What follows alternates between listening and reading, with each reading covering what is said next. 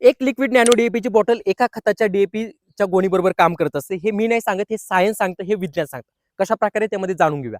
तर शेतकरी मित्रांनो, जो काही येणारा दाणेदार स्वरूपातला डीएपी आहे, हा ज्यावेळेस आपण पिकांना टाकत असतो, हा साधारणपणे 30 ते 35% आपल्या पिकांना लागू पडत असतो. आता जास्त प्रमाणामध्ये का लागू पडत नाही, तर शेतकरी मित्रांनो, आपल्या जमिनीची पीएचची लेवल ही त्यामध्ये जास्त आहे आणि परिणामी पीएचची लेवल जास्त असल्यामुळे जो काही असणारा डीएपी आहे, हा आपल्या पिकांना लागू पडत नाही. अनेक वेळेस आपल्या जमिनीमध्ये कॅल्शियमचं प्रमाण देखील खूप जास्त प्रमाणामध्ये पाहायला मिळत असतं आणि कॅल्शियम आणि डीएपीचं दोन्हीचं फिक्सेशन होतं आणि परिणामी जो काही असणारा डीएपी आहे दाणेदार स्वरूपातला, हा आपल्या पिकांना लागू पडत नाही. पण त्याच्याच ऐवजी जर तुम्ही अशा स्वरूपातली जर लिक्विड डीएपीचा जर वापर केलेला असेल, हे पानांमध्ये लवकर शोषले जातात आणि आपल्या पिकाला लवकर लागू पडले जातात.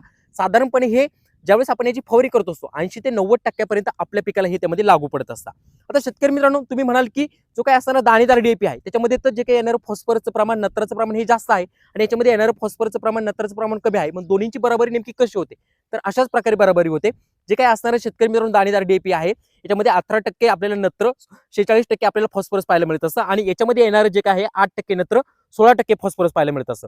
पण शेतकरी मित्रांनो, जो काही दाणेदार डीएपी आहे, हा जसं की मी तुम्हाला सुरुवातीला सांगितलं, हा फक्त 30 ते 35% आपल्या पिकाला लागू पडतो आणि हा आपल्या पिकाला 80 ते 90% लागू पडत असतो. याच्याचमुळे दोन्हींची बराबरी आपल्याला एका स्वरूपाची झालेली पाहायला मिळत असते आणि परिणामी शेतकरी मित्रांनो, खर्च देखील अतिशय कमी प्रमाणामध्ये या लिक्विड स्वरूपातल्या नॅनो डीएपीचा आपल्याला झालेला पाहायला मिळत असतो. आता याचा वापर नेमकी केव्हा करायचा आहे? ज्यावेळेस पिकाची वाढीची अवस्था असते, त्यावेळेस तुम्ही यांसारखे जे काही असणारे नॅनो डीएपी आहे, अनेक कंपनीचे वेगवेगळे स्वरूपातले आपल्याला पाहायला मिळत असतात. त्यांचा त्यामध्ये तुम्ही वापर करू शकता.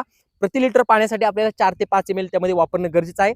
आणि शेतकरी मित्रांनो, हे जे काही असणारे लिक्विड स्वरूपातले डीएपी आहे, हे आपल्या पिकासाठी जास्त फायद्याचे आहे आणि आपल्या जमिनीसाठी अतिशय सुरक्षित असलेले आहे. त्याच्यामुळे शेतकरी मित्रांनो, जे काही असणारे रासायनिक डीएपी आहे, म्हणजे जे काही दाणेदार डीएपी आहे, त्यांचा वापर करण्याऐवजी यासारखे लिक्विड डीएपी वापर करा. खर्च देखील त्यामध्ये कमी होईल आणि तुमच्या पिकाला जास्त फायदा होईल आणि आपलं मातीचं आरोग्य देखील त्यामध्ये राखलं जाईल. त्याच्यामुळे ह्यासारख्या डीएपीचा त्यामध्ये वापर नक्की करा. धन्यवाद.